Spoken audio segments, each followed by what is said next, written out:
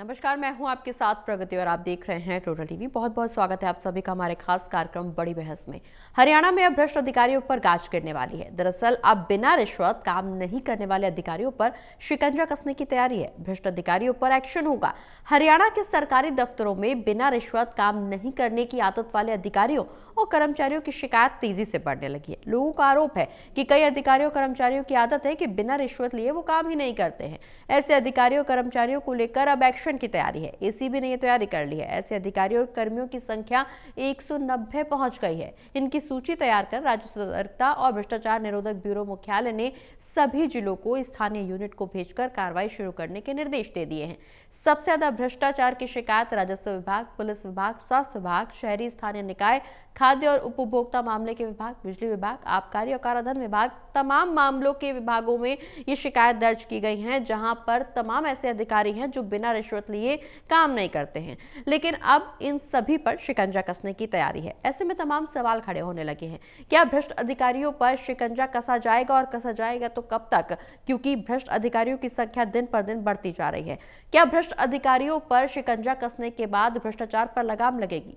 सबसे बड़ा सवाल ये कि भ्रष्ट अधिकारी जब तमाम विभागों में पहले से ही कार्यरत है तो सरकार की इन पर अब तक नजर क्यों नहीं पड़ी? बार बार शिकायतों के बावजूद इन पर एक्शन क्यों नहीं लिया गया? आज की चर्चा इसी मुद्दे पर होगी।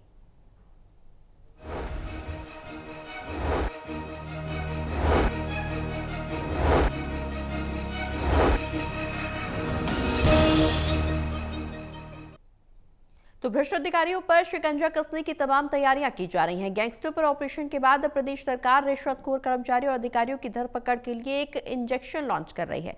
सरकार ने प्रदेश के 190 ऐसे कर्मचारियों और अधिकारियों की सूची तैयार कर ली है जो भ्रष्ट है और बिना रिश्वत के काम करने को तैयार नहीं है। सूची में भ्रष्टाचार में सबसे ज्यादा ऊपर राजस्व विभाग, पुलिस, बिजली, शिक्षा, परिवहन विभाग के साथ साथ शहरी निकाय विभाग, स्वास्थ्य विभाग, खाद्य एवं आपूर्ति विभागों के अलावा प्रदूषण नियंत्रण बोर्ड तक भी शामिल है। सरकार ने यह सूची स्टेट विजिलेंस और एंटी करप्शन ब्यूरो को सौंप दी है, जो ब्यूरो की जिला यूनिट को भेजी जा रही है। कुल मिलाकर के अब तमाम भ्रष्टाचारियों पर शिकंजा कसने की तैयारी तो की जा रही है, लेकिन ऐसे में तमाम सवाल खड़े हो रहे हैं कि भ्रष्टाचार पर लगाम क्या इन अधिकारियों के पकड़ने में से संपन्न हो जाएगी? क्या भ्रष्टाचार पर अब आने वाले समय में लगाम लग पाएगी? क्या सरकार की जवाबदेही इन भ्रष्टाचारियों पर शिकंजा कसने के बाद तय हो पाएगी? सरकार से सवाल जवाब शुरू हो रहे हैं। विपक्ष तमाम मुद्दों को लेकर के, भ्रष्टाचार के मुद्दे को लेकर के सरकार को कटघरे में खड़ा कर रही है। सरकार के पास क्या जवाब है? क्या इन भ्रष्टाचारियों पर कार्रवाई करने के बाद सरकार बच निकलेगी? ये तमाम सवाल खड़े हो रहे हैं। तमाम सवाल जवाब का सिलसिला आगे बढ़ाएंगे। हमारे साथ मेहमान जुड़ेंगे, उनसे आपका परिचय करवाएंगे, लेकिन उससे पहले एक रिपोर्ट पर नजर डाल लेते हैं। वैसे हरियाणा में आजकल ये परसेप्शन बन गया लगता है कि सरकारी दफ्तरों में कोई काम बिना रिश्वत के नहीं होता। कहने वाले तो ये भी तपाक से कह देते हैं कि अब तो रिश्वत के रेट भी पहले से बढ़ गए हैं। प्रदेश सरकार तक ये बात पहुंची तो अब ऐसे रिश्वतखोर कर्मचारियों अधिकारियों पर रेड और उनकी गिरफ्तारियां शुरू हो गई हैं। एक नई चीज अब ये हो रही है कि सरकार ने 190 ऐसे कर्मचारियों की सूची बनाई है जो रिश्वत के बिना काम नहीं करते। ये सूची state vigilance and anti corruption bureau को भेजी गई है। पहले भ्रष्टाचार और रिश्वत को लेकर विपक्ष का नजरिया। सरकारी अधिकारी हैं, जैसे एंटी ब्यूरो आपका करप्शन ब्यूरो का चीफ है, उन्होंने खुद अपनी लिस्ट जो है ना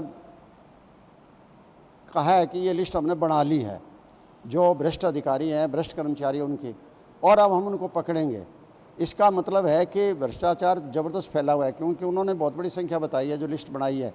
हालांकि मैं तो कहता हूं कि भाई खबरदार करने की क्या जरूरत है, गिरफ्तार करना है तो वैसे ही करो, लेकिन ये लिस्ट से जाहिर होता है कि हरियाणा में साबित कर चुके हैं हमारे डीजी जो है एंटी करप्शन ब्यूरो के, वो भी इस बात पर सामने कर सके। रसविंदर चावला जी को मैं एक अच्छा ईमानदार अफसर मानता हूँ। गौरतलब है कि भ्रष्टाचार के लिए बदनाम और पहचाने गए 190 कर्मचारियों अफसरों की सूची एसीबी ने अपने जिलों की यूनिट को भेज दी है और उन्हें तैयार रहने को कहा है।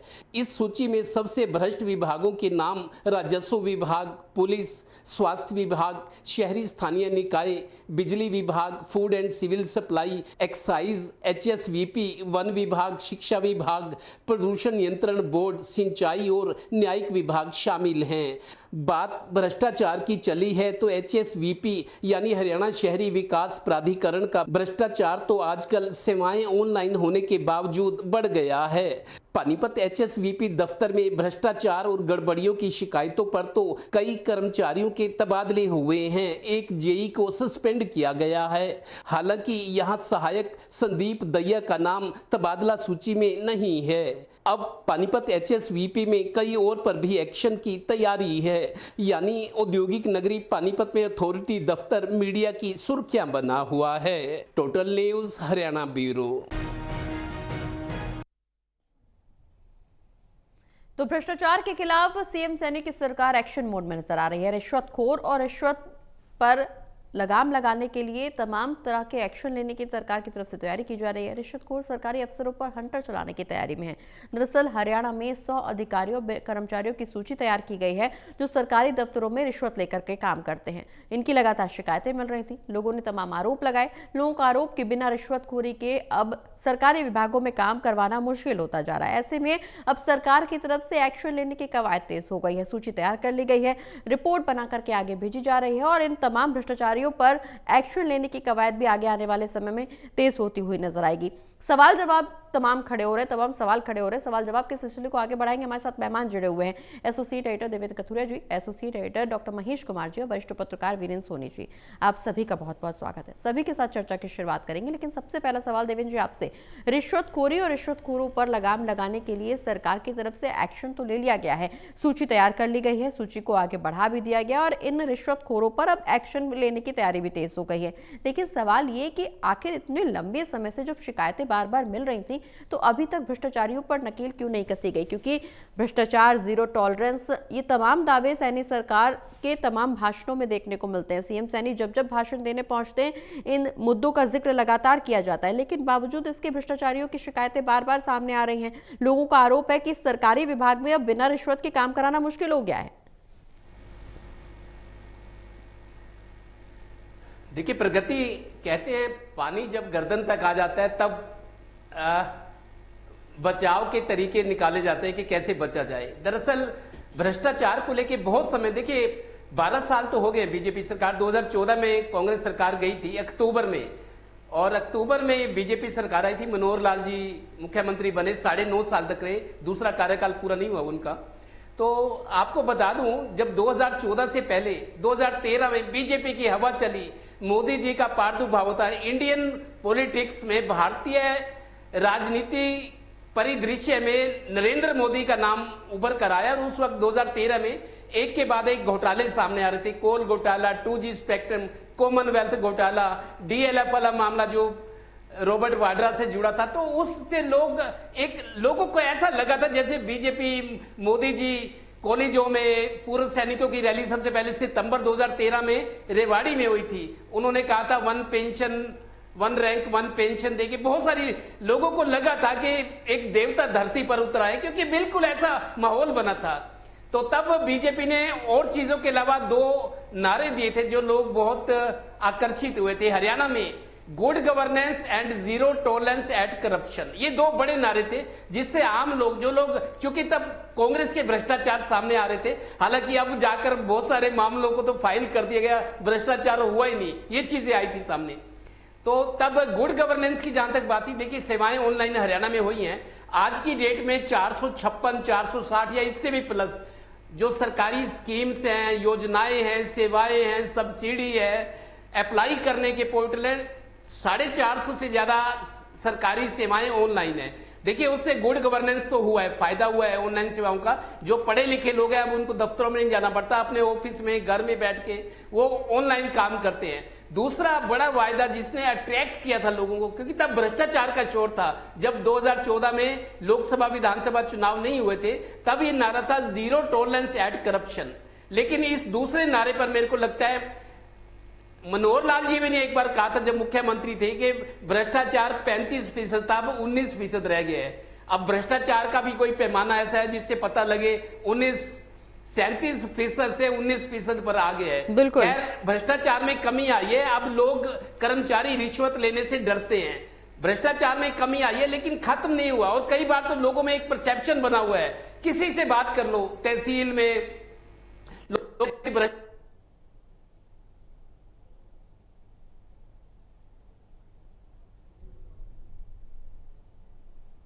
ठीक है, ठीक है देवेंद्र जी, आपकी आवाज नहीं मिल पा रही है हमको, हम आप तक वापस लौटेंगे। बिल्कुल, आप तक वापस लौटेंगे। महेश जी का रुख करेंगे। महेश जी, इससे पहले Kotak Mahindra bank, IDFC first bank, इसके अलावा एयू स्मॉल फाइनेंस बैंक, हम इसी प्रोग्राम में इस दौरान इतने घोटाले हुए इन बैंकों में, इसका भी जिक्र कर चुके हैं। उस दौरान भी चर्चा इस बात की गई कि भ्रष्ट अधिकारियों की संलिप्तता के बिना इतने बड़े घोटाले को अंजाम नहीं दिया जा सकता। उस दौरान जांच पड़ताल काफी समय तक चली और शायद अभी भी वो जांच पड़ताल पूरी नहीं हो पाई है, लेकिन 190 ऐसे भ्रष्ट अधिकारियों की सूची सामने आ गई है जो कई विभागों में, कई सरकारी विभागों में भ्रष्टता में संलिप्तता उनकी पाई गई है। लोगों ने यहां तक कह दिया है कि अब सरकारी विभागों में काम करवाना इतना मुश्किल हो गया है, बिना रिश्वत के, बिना रिश्वतखोरी के वहां पर अपना काम नहीं करवा सकते। किस चीज का इंतजार कर रही है सरकार? क्या सरकार इतना ज्यादा ओवर कॉन्फिडेंस में है कि बीजेपी की सरकार बनने से कोई नहीं रोक सकता? इसके लिए अब अधिकारी भी इतने ओवर कॉन्फिडेंस में आ गए, सरकार भी इतने ओवर कॉन्फिडेंस में आ गई कि इन भ्रष्टाचार पर लगाम नहीं लगाई जा सकती। आखिर इतने लंबे समय तक, जैसे कि अभी देवेंद्र जी भी जिक्र कर रहे हैं कि शायद पानी सर से ऊपर चला गया है, क्या वाकई सरकार पानी सर से ऊपर जाने का इंतजार कर रही थी?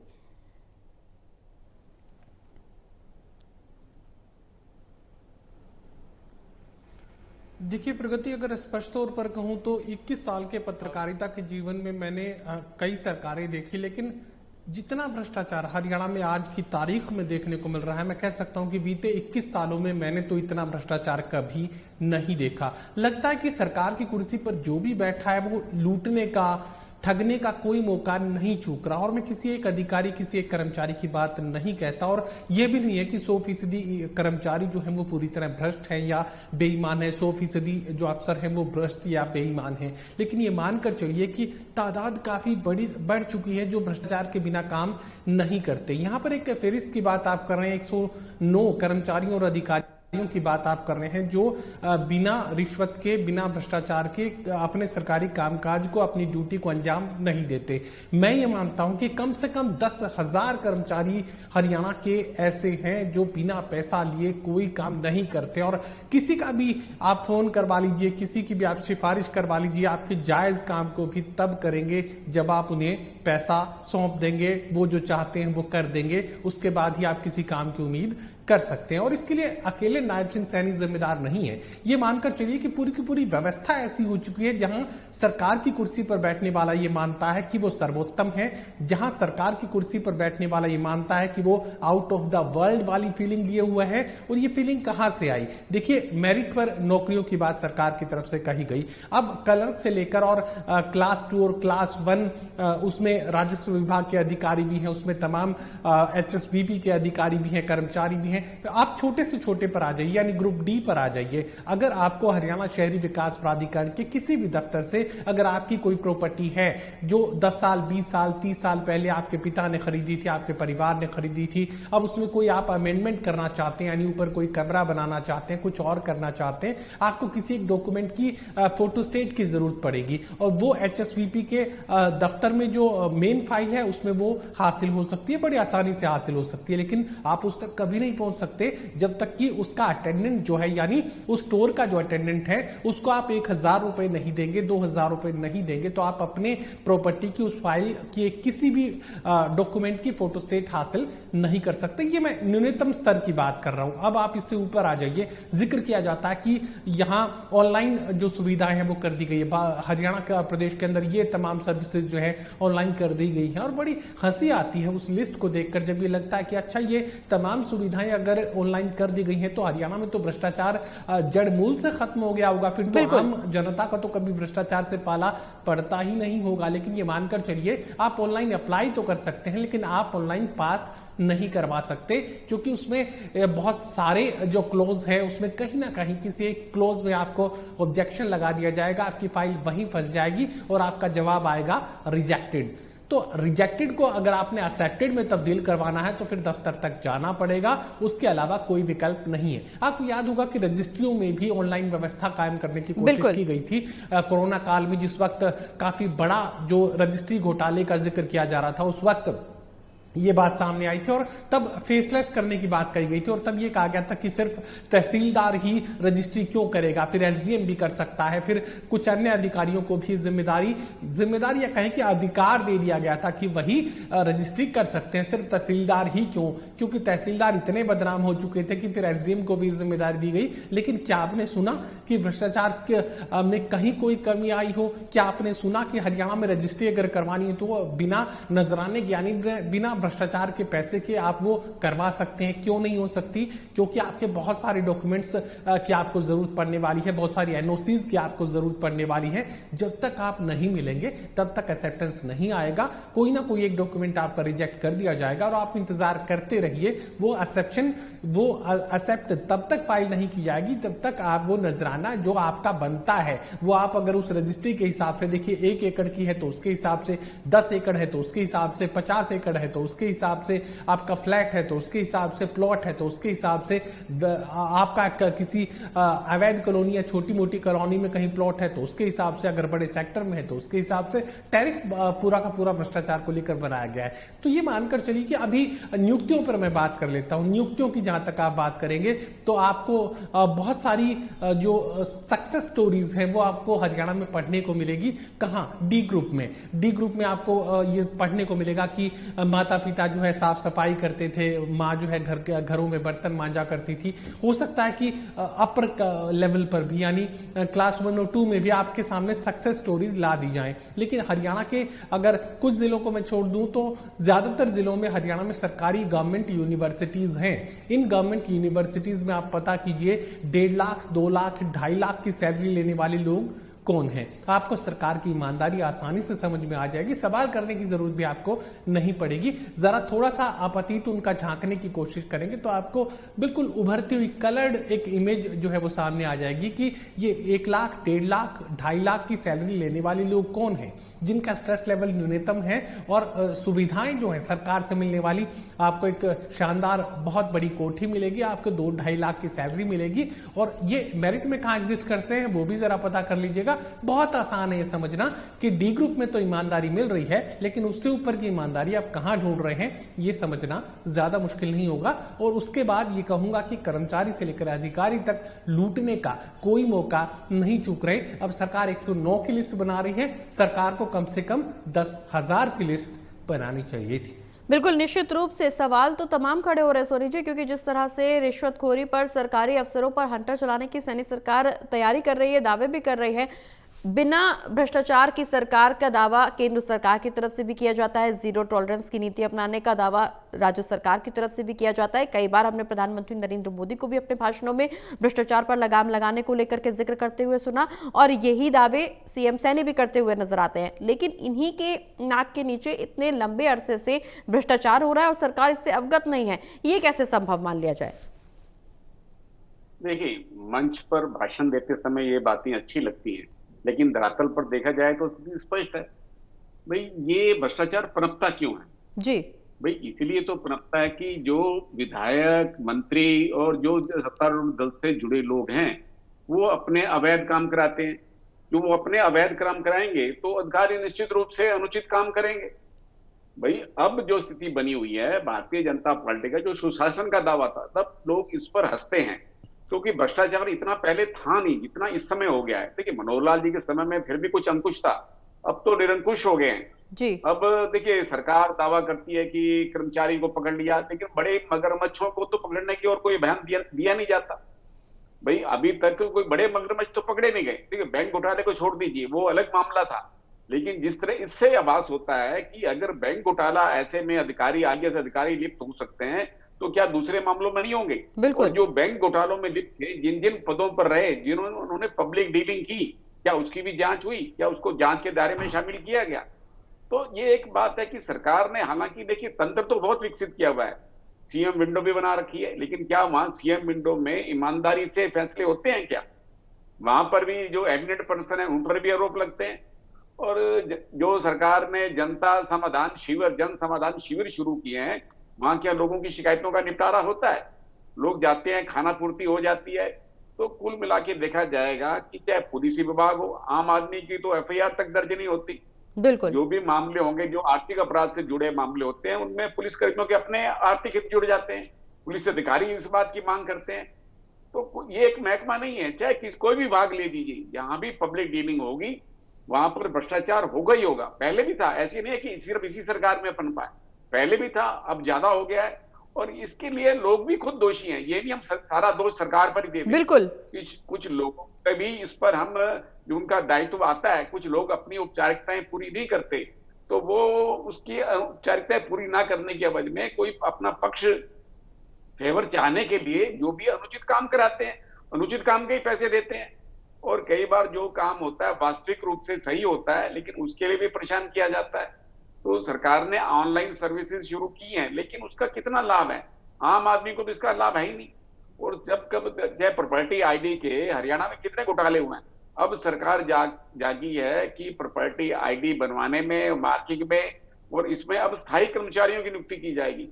पहले तो जो अनुबंध पे कर्मचारी थे उनको ही तैनात कर दिया जाता था, वो फ्रॉड कर जाते थे, बाद में उनको ढूंढते रह जाओ, तो उनके खिलाफ कोई कार्रवाई भी नहीं हो पाती थी। तो अब सरकार ने ये व्यवस्था की है कि ये प्रॉपर्टी आईडी से मामलों की जो देखरेख होगी वो स्थायी कर्मचारी करेंगे जी। तो एक विभाग नहीं है, दूसरे चाहे प्रदूषण नियंत्रण विभाग हो, चाहे राजस्व विभाग हो, हर विभाग में भी लोगों को परेशानी का सामना करना पड़ता है।